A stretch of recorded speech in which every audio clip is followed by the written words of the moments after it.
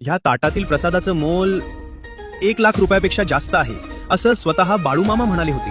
बाळूमामा दर 15 दिवसांनी द्वादशीला स्नान करत. त्या दिवशी तंबू समोर फोटोची पूजा व्हायची.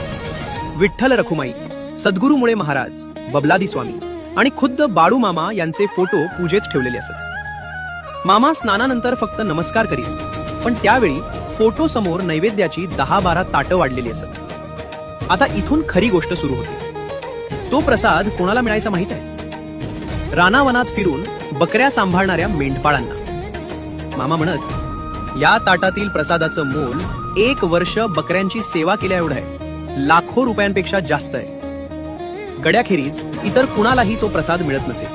आणि शेवटी मामा म्हणालेले शब्द आजही अंगावर शहारे आणतात. माझ्या तंबूला आणि परमेश्वराच्या दरबाराला एकच वाट आहे. या वाक्याचा अर्थ मामांनी अप्रत्यक्षपणे आपणच परमेश्वर आहोत हे सूचित केलं होतं. तुमच्या एका फॉलोमुळे बाळूमामांचे चरित्र जगभरात पोहोचेल.